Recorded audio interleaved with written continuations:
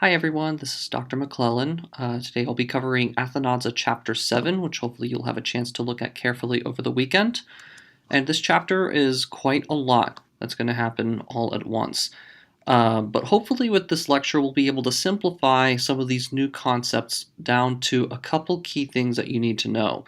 The third declension is one of the most tricky things to learn in your first year of ancient Greek, but what I want you to keep in mind is that it doesn't have to be as complicated as Athenaze makes it out to be, and there will be a lot through this slide. This may be a bit of a longer lecture than usual, but I want to emphasize that there's a couple tricks that you can use to learn the third declension more efficiently so that you're not giving yourself too much work or making a mountain out of a molehill, to put it in a finer point. So the agenda that I'm going to cover for today is first talk about the third declension. So far you've learned two declensions, which we'll talk about in a little bit. And then once we cover the third declension endings, which will be the bulk of the chapter, we'll talk briefly about two more pronouns, how to say who, what, or whose, how to ask those questions in Greek, and how to say someone or something is doing something, using what we call indefinite pronouns, not speaking about anybody in particular, just someone or something. And then briefly we'll talk about what we call substantive adjectives, when adjectives become nouns in and of themselves, like the title, the good, the bad, and the ugly. The good, the bad, and the ugly. What? Well, we don't have to add a noun to that. We can just kind of generally talk about the good, i.e. the good people, the bad people or the bad situation, and the ugly, just as general concepts. The good, the bad, and the ugly can also be nouns by themselves, and Greek can do that as well. It's fairly simple. But before we get into any of that stuff at the end, we should talk a little bit about declensions. Fortunately, this is the last new declension you'll need to learn. After today, you'll know all the declensions that ancient Greek covers. So 7 chapters in, you're pretty well on your way to seeing the whole picture of this language. So just to recap, Greek has 3 declensions, which are essentially patterns of sounds that different nouns fall into. The first one we learned about at the beginning of the semester was the second declension, where stems typically end in the omicron sound or with O sounds. These are mostly the masculine and neuter nouns like anthropos or autorgos, or neuter nouns like dendron that you've learned before that have endings like o, on, oi, on, ois, us. All those O sounds are for the second declension. The first declension we saw had a couple different patterns in it that usually waver between A, alpha stems, and A, eta stems, and sometimes waver between, mostly covering feminine nouns. For the most part, those are fairly straightforward. The third declension is a bit trickier. The basic way of defining the third declension is it covers all stems that end in consonants rather than vowels, which means that it's going to do a couple strange things as we go through these endings. So just as a recap, this is where we've been up until now. Typically when we want to know what declension a noun falls into, we can always look at the second form, the genitive, and it'll usually steer us correctly. So for example, if I start with choros, choru, a dance or a chorus, I know is going to go os, u, o, on, oi, on, ois, us, and so forth, because it's starting with u in the second declension. Same with dendron. Even when it goes from dendron to dendru, just because I know it's neuter, I'm going to make sure the nominative and accusative are the same. So I'll go dendron, dendru, dendro, dendron, and the plurals dendra, dendron, dendrois, dendra. You guys saw that before. The first declension we saw can be a little bit tricky. You always have to pay attention to what the genitive is, whether it's going to be ace, mostly etas, as with all alphas, or the occasional masculine that sneaks in there with u, like we saw for a couple examples with neanias and poietes. And you can see all the relevant examples below. Heorte, heortes, a festival, will be all etas, a, ace, a, ain, ion, ice, as. Whereas hudria, because its stem ends in iota, is going to keep all alphas, so it'll be hudria, hudrias, hudria, hudrian, hudria. There will be the occasional noun, as you've seen, like honeybee, melita, melites, that will go back and forth, that got caught in that transition from alpha to eta. So you have melita, melites, melite, meliton, melita, and so forth. This is a good point in the semester. If these endings aren't totally clear to you, now's a good time to start going back over them. Make sure you have them down cold, because once we start adding more things like the third declension endings, it'll start to feel overwhelming if you don't have these secured. So I encourage you, for those of you who are meeting in small groups or who have spent time coming to office hours to talk through these things, keep using those resources, keep practicing with the first and second declension so you know all those endings cold, because that'll make it a lot easier so you can focus on the third declension.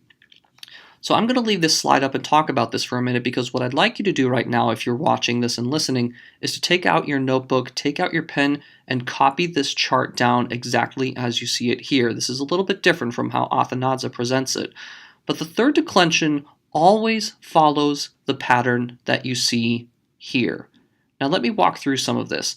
The tricky thing about the third declension is that the nominatives look very different depending on the noun that you look at. For example, the noun phulax, which we'll look at in a minute, which means guard, is a part of the third declension, as is kaimon, the word for a storm, as are many others that don't sound anything alike. So unlike the second declension, where you have lots of nouns that end in os in the nominative, or lots of nouns that end in a or a in the first declension, you can't rely on that when you're looking at third declension nouns, because they can look very different from each other. So the nominative singular form, which you see has an asterisk, is always going to change. So don't get caught up just memorizing one form. When you're copying these nouns down from this chapter, you should probably copy the nominative and the genitive into your flashcards. Memorize both forms, because that will tell you how the procedure is going to go forward. I'll show that in a little bit. You'll see an example of what I'm talking about. But for now, the nominative singular is nothing you can predict. There's no pattern to memorize here. The nominative singular is always going to be a little bit different, a little bit random, so you just have to learn the word as you find it in your vocab list. But fortunately, once you know the nominative singular form, the rest of it goes fairly regularly. The genitive singular ending in the third declension is always os. A little strange, we've seen that at the nominative, so it'll go os, e in the dative in iota. So remember, we've seen iotas a lot in the dative. The accusative, if it's masculine or feminine, I'll just start with that, will be a, just an alpha. If it's neuter, and you can see the alternative here in blue, another asterisk, remember the rule we saw for neuters. If it's a neuter noun, it's always going to copy the nominative to the accusative. So if you know one form, you know the accusative and the vocative. The vocative is always the same as the nominative in the third declension. So just to recap the singular forms, you have blank, whatever nominative singular is, os, e, a if it's masculine or feminine, the same form in the singular if it's neuter, and the vocative always copies the nominative, os, e, a, blank. The plurals, I'm just going to go through the forms in red first. All the ones you see in red are masculine or feminine. They use the same sets of endings. Go as follows. Nominative plural is s. Genitive plural is own. Dative plural is si, or sometimes with the nu at the end, so sometimes you get sin. Accusative plural is as. And vocative plural is going to be the same as the nominative plural, just s. If it's a neuter noun, however, it's only going to change the nominative, the accusative, and the vocative to a, and those are always going to be the same. So instead of s own si as, you get a own si as. Pretty simple. So just to recap, what you want to do for now with this chapter, the most important thing you can memorize is this chart in front of you. If you know these endings, the rest of this chapter is going to go a lot simpler. So take a minute and write these down while I walk through them. I'm going to read through them once or twice here. So, starting from the top, nominative singular, blank, os, e, a, blank, s, own, si, as, s. We'll do that again. Blank, os, e, a, blank, s, own, si, as, s. That's always going to be the pattern you follow in the third declension. I want you to remember this list more than anything else from this chapter. Now, if it's neuter, remember all you have to change is to make sure that the nominative and the accusatives are always the same and the plurals use alpha, just like in the second declension. So if this were a neuter noun, again, I'm copying the reds with the blue alternatives in here, I'll have blank, os, e, blank, blank. Remember, neuters copy a lot. Plurals, a, on, si, a, and that vocative will have a as well. That's not in the slide, but you can tell. A, on, si, a. Okay? So hopefully that gave you enough time to write these endings down. If not, this is a good time to pause before we continue to some examples. So if you need a minute to just copy this down and double check, pause here for just a half a minute, and then find me on the other side. All right. If you're ready, we're going to move on to one example of this. Now, take a look at the noun that you have at the top. Phulax, phulakos, with ha means guard. It's actually a pretty common root, and you actually saw an example of this in one of our readings from chapter 6 when we talked about Theseus escaping prison. So the way a third declension works is you have to know where the stem starts, right? If you know all the endings, we're going to go back a slide, you already know that has to end in os, e, a, s, on, si, as, and all those endings we just went through. But I have to know what stem to put those on. And this is the important rule to remember for the third declension. You find the stem, you can see this rule at the bottom, by taking the os away from the genitive singular form. Pretty simple. So the way I memorize my nouns in the third declension isn't just by knowing phulax, because remember, the nominatives can be very different between different stems, but I have to know that it goes from phulax to phulakos in the genitive. So what I recommend for you if you're making flashcards for this chapter is to have phulax, phulakos, ha on one side and guard on the other. You should know the nominative and the genitive because when you take os away from phulakos, you can see that the stem ends in phulak. This is an example of what we call a velar stem. Velars are very simply consonants that you make with the back of your throat, and they include kappa. You can almost kind of practice saying this, kappa. Gamma, also made with the back of your throat, a g sound, and chi. All things that you make by putting the back of your tongue up to the top of your mouth. So that's what we call a velar stem. That's the technical term we give to those types of those consonants, those three. All the velar stems pretty much follow the same pattern that you see here. So notice in the singular, as long as I know my endings, you can see them on the left. Phulax is just the nominative, and right away I know that's going to be the vocative, so I'll copy it at the bottom. But the genitive, I start with my stem phulak, I add my ending os, see on the left, that's the genitive singular ending. So of a guard will be phulakos. To or for a guard is going to take the dative ending, iota, so you get phulaki. And the accusative will just throw on alpha because guard is masculine, so I'm not going to use any neuter tricks up my sleeve, so I'll just call it a phulaka, guard.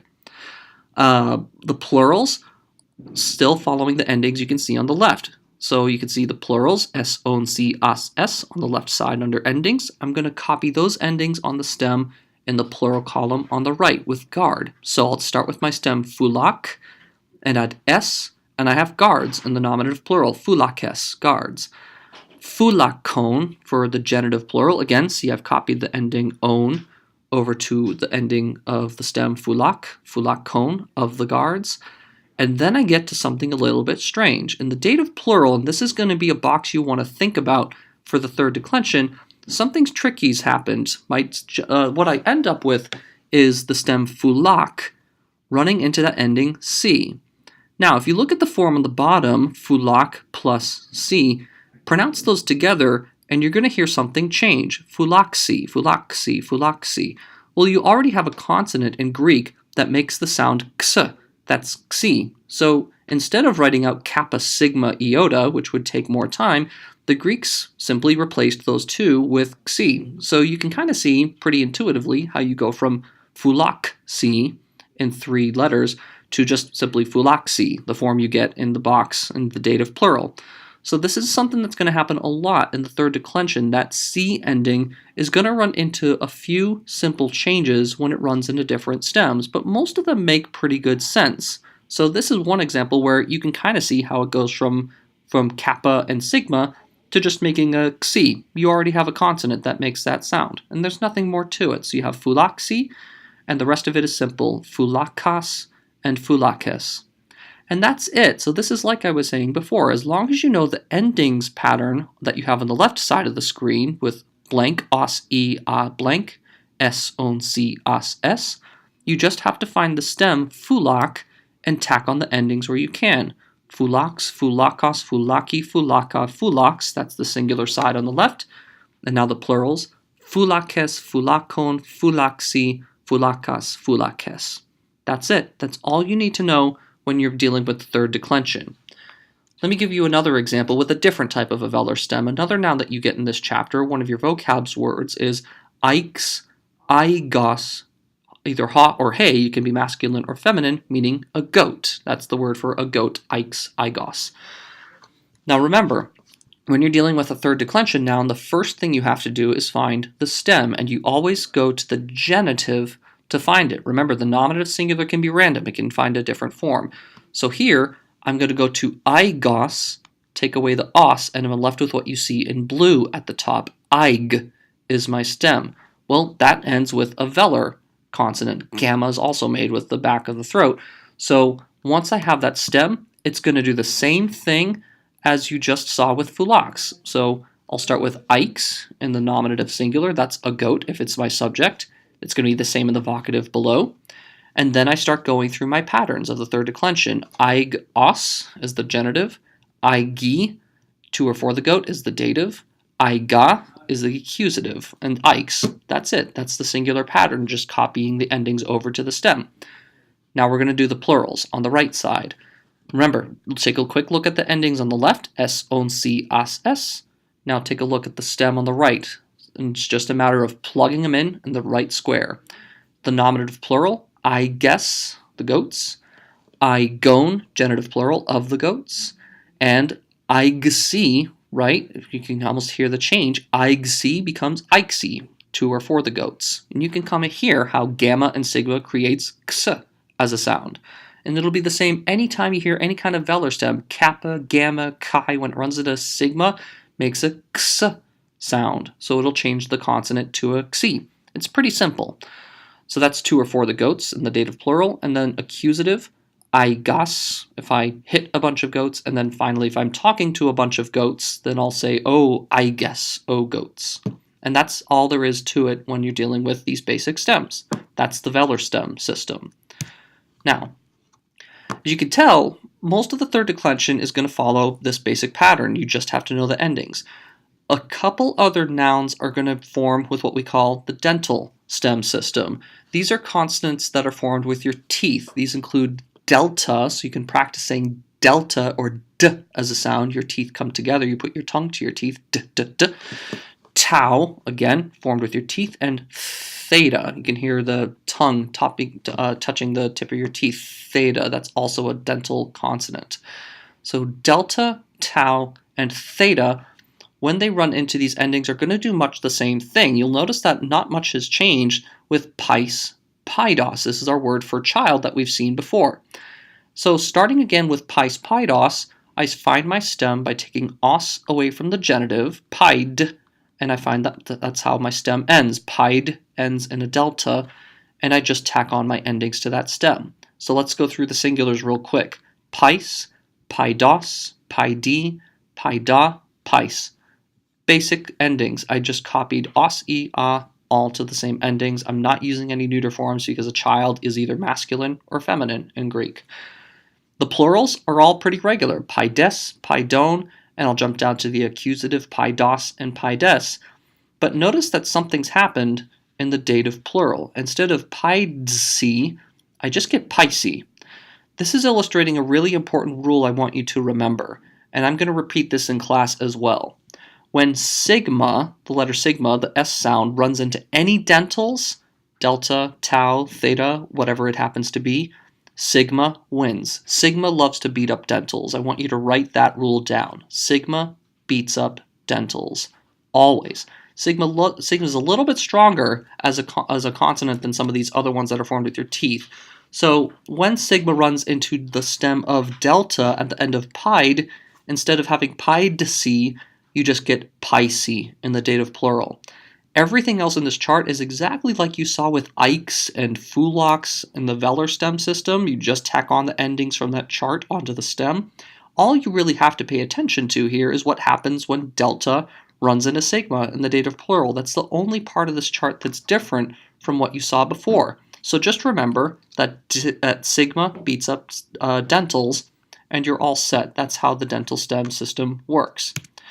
So let's look at a different one. We haven't looked at a neuter example yet, so let's use one here. A very common one you'll see is soma somatos, meaning a body. If you've heard the term psychosomatic, when you believe something is happening to your body, so you feel certain symptoms happening to them, that's what we call a psychosomatic, connecting your psyche, your brain, to your soma, your body. That's one example of that in use in medical terminology.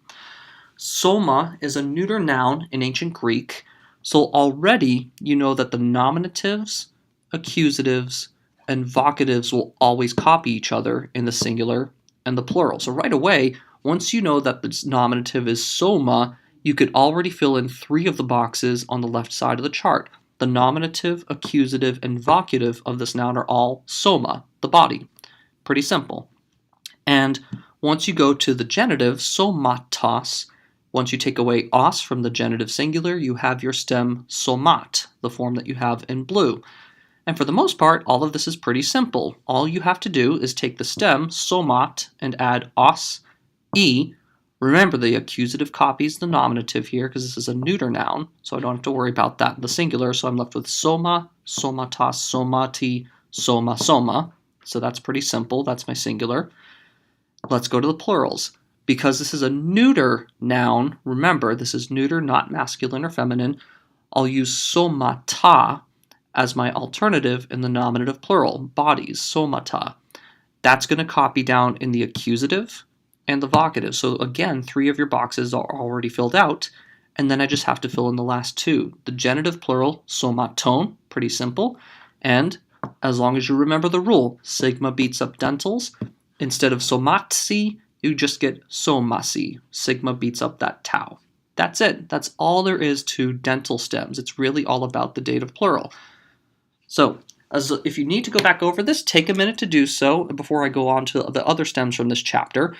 The rest of what you have to cover really is just about knowing what happens in that weird dative plural. It's whenever that C ending runs into different stems that you get any real changes. This is why I think Athenaze makes a really big task out of what's ultimately a really simple declension.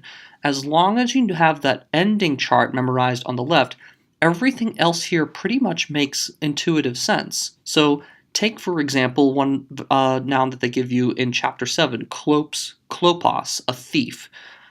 Slightly related to kleptomania. That's related to the verbal stem of this noun, but it is related etymologically to that term in English.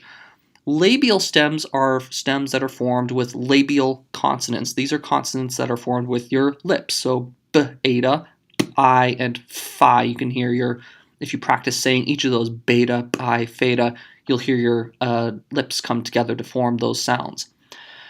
Take a look at the chart here. Just look at the singular for a second. When I start with klopes, remember, the nominative doesn't tell me how the rest of this is going to go, so I have to go to the genitive, klopos, to find my stem. When I take away os, I'm left with klop. My stem ends in pi.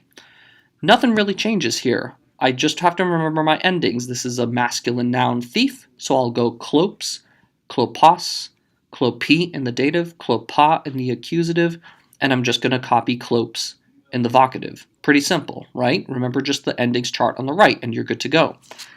The plurals, all really intuitive. Klopes, thieves, klopon, of the thieves. The dative plural is where something weird happens, but not really, because this almost makes sense too. When klop, the stem, runs into C, pronounce those two together. Klopsi, you already have a consonant that makes a ps sound. That's psi. So when pi and sigma come together, they make psi. It's really intuitive. Anytime you have that with beta, ps, or phi, ps, you're going to get a psi instead of just sigma iota at the end. So klopsi with a psi is your dative plural form for 2 or 4, the thieves. Pretty simple. And then the rest of them all follow the chart, klopos and klopes. So again, the most important thing to memorize in this chapter aren't all these billions of charts, it's just the endings on the left side of the screen and just remembering what happens when sigma runs into these different consonants. Case in point, Another stem that you get introduced to really briefly is what we call the liquid stems. Liquids are just consonants you form by putting the tip of your tongue to the roof of your mouth, which are basically just lambda and rho.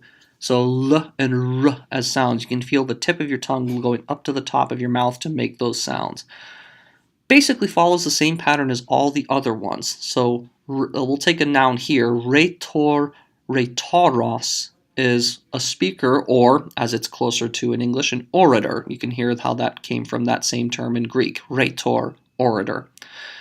When this goes from the nominative to the genitive, starts off with the long omega rhetor, but the genitive stem changes from rhetor to rhetoros. So again, a little bit of a change here. This is why you have to know the nominative and the genitive to know the stem, which ends in rho. So this is a liquid stem. Everything here is totally regular, just like all the other third declensions. You just have to go from rhetor to rhetoros, rhetari, rhetara, and then back to rhetor in the vocative. Very simple. I'm just copying the endings from the left into the chart on the right once I find my stem. Then I just plug in my stem and the rest of the forms in the plural. Rhetores, rhetaron, and then I get to the dative plural where weird things happen. Here, I'm just going to run into rhetarsi. That's pretty simple. I just tack on sigma iota to the end of the row. So nothing really changes here. Liquid stems are easy. And then I go to rhetoras, rhetores. Couldn't be easier. So liquid stems are relatively simple, straightforward, easy to go through as things go. So this is really all you have to know about the third declension. If you know the endings chart that you have on the left and you've written that down and you're memorizing it, then you're good to go for this chapter. So we're going to be practicing this again and again and again because it's very important to just have that basic pattern down. So the last set of stems, and again, don't think of these as a billion charts you need to memorize. I want you to just focus on how the endings apply here. As long as you know the system of endings, the third declension is much simpler than Athenaze really makes it out to be with all the billions of charts and changes and endings and so forth. The last type of stem I'm going to look at are what we call nasal stems. The nasal consonant, it's only one consonant, is nu. You can kind of hear the nostrils in your voice, or the nasal cavities kind of hum when you say nu or make a n sound. Your nose vibrates a little bit. That's why it's called a nasal stem. One example of this you get in the chapter is the word for a storm, a kaimon, genitive kaimonos, which is a masculine noun, kaimon, kaimonos, storm. The nasal stem is very simple, basically follows the same pattern as all the others, so we'll just take care of the singulars. Kaimon, kaimonos, kaimoni, kaimona. Fortunately, kaimonos has a simple stem, kaimon. Plurals, kaimones, kaimonon. Then it goes to the dative plural. This is where the interesting stuff happens. Sigma also beats up nasal stems. That's the rule you have to remember. So instead of kaimonsi, you just get kaimosi. Two are for the storms. It couldn't be easier. And then off to kaimonas, kaimones. So that's it. You just have to know the endings and what happens in the dative plural, and that's all there is to the third declension. Okay. So at this point, if you need to take a minute to go back through the nouns, I recommend you pause the video and maybe do so. Just review some of these before we go on to third declension adjectives, which will be my next step in the video. So whenever you're ready, I'll meet you after the jump. All right, so let's talk about adjectives. For the most part, most adjectives that you've seen have followed second and first declension endings like kalos, kale, kalon, or radios, radia, radion, for example. Most adjectives are going to be like that in Greek, but there are some adjectives, like this one in front of you, that will follow third declension endings. So, for example, one very important one that's used for lots of different Greek texts is sophron, sophron. Lots of people confuse this with sophos, wise. It's the very different adjective. Sophron, sophron means temperate or prudent or in control of your own emotions, and it was something that Socrates used to teach his students a lot, saying you have to be sophron, you have to be prudent, you have to have a very calm spirit, don't let your passions govern you, be sophron instead. The noun version of this is sophrasune. It's a very common, very popular, important word in Greek philosophy. But the adjective for it is what you see here in this chart. The reason I include it here is because it follows the exact same forms as your nasal stems that you just learned before. If you know how kaimon kaimonos works, then sophron is incredibly simple to follow. So what you see on this slide are all the singular forms, and the strange thing, or really the better thing about the third declension adjective system, is it only uses two sets of endings, because the masculine and the feminine are always going to be the same, because the third declension isn't really tied to any particular gender. It's just going to have different sets of endings for the neuters because they have their own sets of rules. So in one column on the left, you'll have sophron, the endings that you use for either a masculine or a feminine noun, which is pretty great when you're copying a chart. But what that also means is that when you find one of these adjectives in the wild when you're reading Greek, you have to be very careful to identify the noun that it's going with, matching its case in particular. So sometimes gender won't be so clear when you're reading this. So forming these is pretty simple. So let's take a look at the masculine and feminine column. These are all singular forms. So if I'm describing one person, place, or thing, these are the endings I'm going to see. So following the endings on the left, again, take a look at the ending chart, then take a look at the chart here. If it's a masculine or feminine noun that I'm describing as prudent or temperate, in the nominative, I'll call it sophron. Sophron, say anthropos, or sophron gune. Temperate in the nominative. I don't know the stem of this until I go to the genitive, sophronos. Sophronos is my genitive, and I know that the stem ends in on. Dative, sophrani, to or for the temperate person. Sophrana, if it's accusative. And then finally the vocative, sophron. If I say, oh, temperate person, I'll say, oh, sophron Socrates, let's say. Pretty simple. I'm just copying the endings I see on the left. The nominative and vocative aren't predictable. The genitive, the dative, and the accusative go as, I, a. That's really it. Let's take a look at the neuters. Remember, this isn't the plural form now. These are all singulars. I'm just going to distinguish between masculine and feminine and neuter. The neuter system is really simple. I start with sophron. That's the neuter ending for a temperate thing, if I wanted to call something temperate. The genitive is sophronos. The dative is sophrani. And all I have to remember, because this is now neuter, is that the nominative, accusative, and vocative are the same. So they're both going to be sophron at the bottom. That's it. That's how you deal with a third declension adjective. Just remember those basic rules as you go through. It couldn't be simpler. Now let's take a quick look at the plural forms. If I'm talking about multiple people who I'm calling temperate and they're my subject in the nominative, this is the top left, I'm just going to use the ending s, right? Because this is masculine or feminine. So I'll have sophrones, genitive sophronon, if it's of temperate people.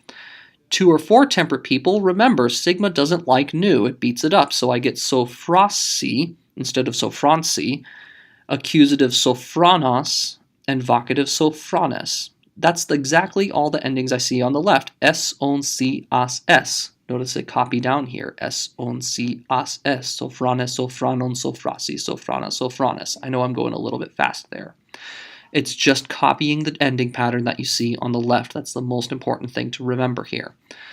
And then in the neuter column, all I have to remember is to change the nominative, the accusative, and the vocative to end in alpha. So sophrana, sophronon, sophrasi, remember, sigma beats up nu, sophrana, sophrana. And that's it. That's how you handle any third declension adjective and match it to any particular noun. And that is how you handle the third declension. So just to recap, the most important thing I want you to memorize from this chapter aren't a billion charts. I just want you to memorize this little rectangle you see on the left with all those endings. Blank, os, e, a, blank, s, on, si, as, s. I want you to repeat that out loud and remember the neuters. Blank, os, e, blank, blank, a, on, si, a. Okay? As long as you can memorize that chart, the third declension is a breeze. It's really just a matter of knowing what happens when the dative plural si runs into a couple of those different consonants, and the rest is good to go. All right, Another example of where this can be important is with some of the pronouns you'll learn this chapter. We haven't really learned how to ask who did something or what is that yet. The way Greek does that is with this word, tis or ti. And I want you to pay attention because the alternatives in neuter are just in blue below. Tis and ti are very important in Greek. This is how I ask who did something or what is that or of whom is this, to whom does this belong, and so forth. This is how I ask who is that, what is it, etc., etc. The forms for that, importantly, are always accented. Notice I have an accent raised over tis and ti. This is the one case where you want to memorize the accent with it because we'll see in a minute that without the accent, these forms mean something completely different. So tis and ti with the accent asks who or what. And if I have those forms in the nominative, you can see below in the singular, tis or ti, it's basically asking in a question, who is that? If you think about it, the word who works like a subject in a question like that. Who is this? What is that? The subject of the verb is in both cases. The genitive form is tinos for both genders. Tinos, notice it has os at the ending, just like we saw before. This is a third declension pronoun. Tinos, I translate as of whom, or I could say whose. Of what is that? Because it's genitive, it's asking possession. Tinos, whose book is this? Tinos, of what is this place? Where is it from? Etc.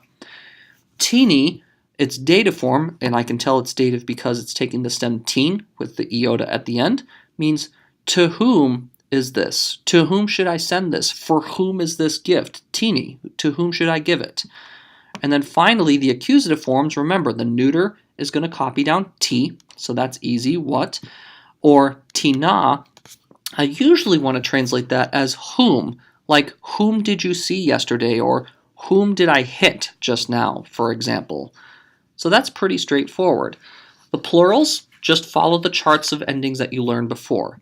Tines or tina in the neuter means who or what, but now in the plural, who are those guys? Tines, or what are those things? Are those trees? Tina, or in the plural for the genitive, tinon. Of whom? Whose books are these?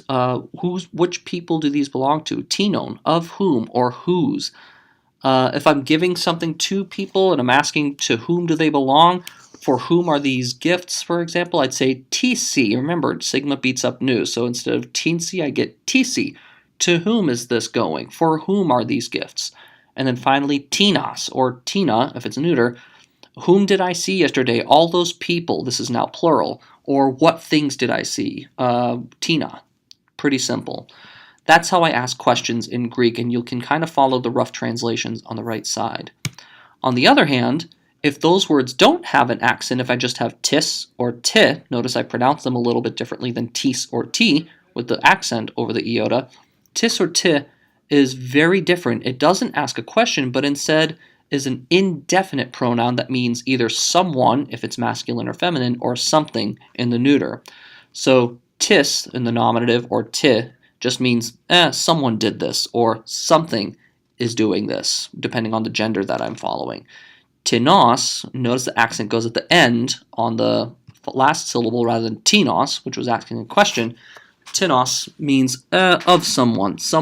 This belongs to somebody. I don't know who. I don't have a name. I don't know which person owns this. It's just tinos. It's of someone. It's somebody's book. Who should I give this book to? If I don't know the answer, I might say tini, to someone, to anyone really, tini. It doesn't matter. Tini, to someone, to something. I don't know. No one specific. And then tina or ti just means I saw someone, I saw something. I can't say who exactly, I don't remember, but just it was tina, it was someone, nobody special, maybe. These are indefinite pronouns, just someone or something as you translate them. The plural forms, just kind of like the last page, but without the accent. Tines or tina in the plural for nominative, some people are doing something or some things are doing stuff. Tinon, of someone, of some things. Tisi, to or for someone or some things, and then tinas, tina, someone's or some things. That's pretty much all there is to the indefinite pronoun. So remember the difference here, if I'm asking a question, who is that, what is it, of whom, it's going to have an accent T. or tis. Without the accent, it means someone, something, tis, ti, and so forth. That's the key difference. Okay, so last thing I'll talk about, or second to last thing I'll talk about today, are substantive adjectives. How I say things like the good, the bad, the ugly. The basic rule here is that sometimes you can have adjectives that show up without a noun that accompanies them. So usually if you have hai kalai in a sentence, you'll have a noun nearby, say gunaikes for women or korai, girls, for example, to modify. But sometimes adjectives stand by themselves on their own, and this is when we call them substantive. That just means they work by themselves and should be translated kind of like you see above, the good, the bad, the ugly, or so forth. So for example, if I have a Greek sentence that says in the red at the top, hai kalai pros erkontai pros tein krenein, I could say the beautiful, well, I don't know who that is. I don't have a noun to go with kalai, but then I can kind of use my intuition here. Take a look at kalai with hai. They're both nominative, they're both plural, so I know I'm talking about more than one person, and I also have a gender. They're feminine, so I could translate this as the beautiful women. That's the only thing that makes sense, right? The beautiful women approach the spring, hai kalai.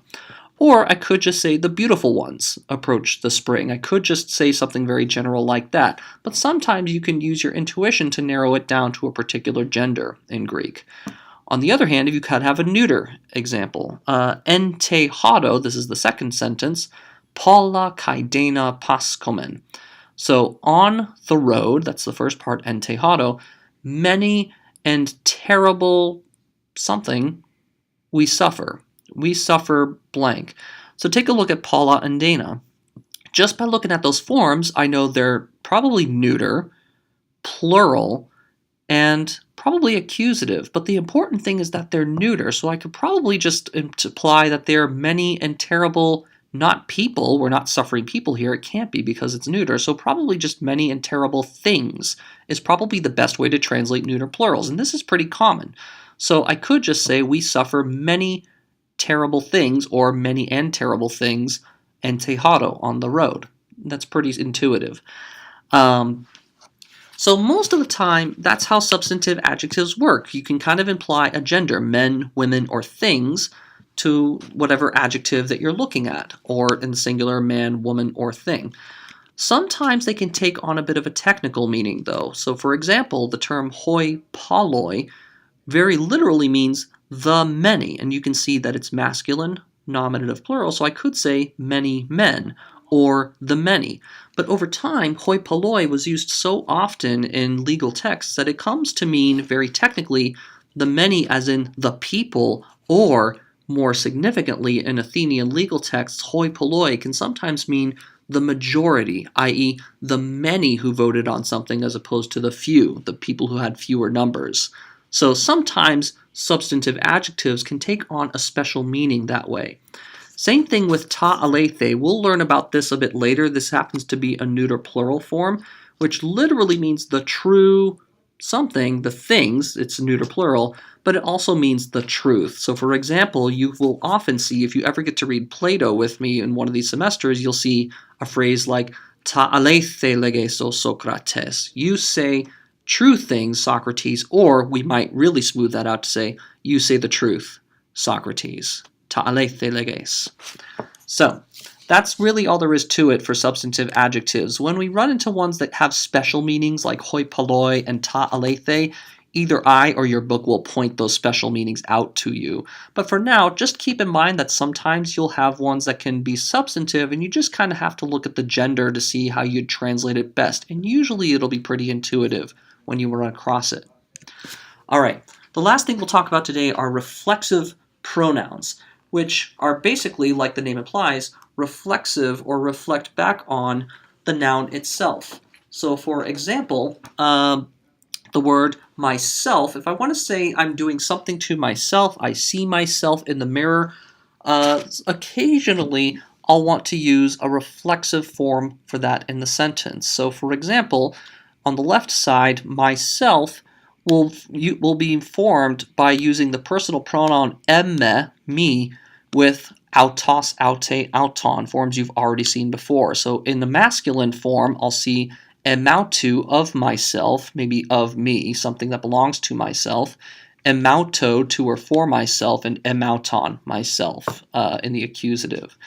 In the feminine, if the subject is feminine saying this, then it would be emautes, of myself, emaute, to myself, and emautein, myself. That's all that's really there to reflexive pronouns, just knowing the endings for autos, aon, and just plug in the right pronoun in front of it. So these are pretty straightforward. If I want to talk about one person, second person singular, I'll just put in se in front of autos, aute, auton. So instead of emme, I get se, with seautu, of yourself, seauto, to or for yourself, or seauton, yourself. But that's only if it's going to be masculine. If it's a feminine subject, I could say seautes, of yourself, something belongs to yourself, seaute, to or for yourself, or seautein, yourself. These are pretty intuitive as things go, and you can review these forms in the book as you need to, but that's all there is to forming them. The plural is a little bit more tricky because it's a little bit too much to add auton and the same stem as hemes, hemon, hemin, hemos. The Greeks just made it simple and kept them separate. So sometimes you will see in a sentence hemon auton, which means us, ourselves, we ourselves, which is almost like how auton works anyway. You've seen autos, aute, auton can mean so-and-so, himself, herself, etc. So that's all these forms are here. Hemon auton, hemen autois, hemas autus, we ourselves, of us ourselves, and so forth. Just remember that sometimes the gender can change. So instead of hemen autois in the masculine, I could get hemen autais in the feminine, or hemas autos in the accusative. And again, that's pretty intuitive. You can match it to whatever noun or idea is going on. The form for yourselves just changes hemon, hemen, hemos to humon, humin, humas, with auton, autois, autus, etc. So these are pretty straightforward. The last one I'll look at here are the third person pronouns for himself, herself, and sometimes itself. Occasionally you will get that in a sentence. You have the following forms.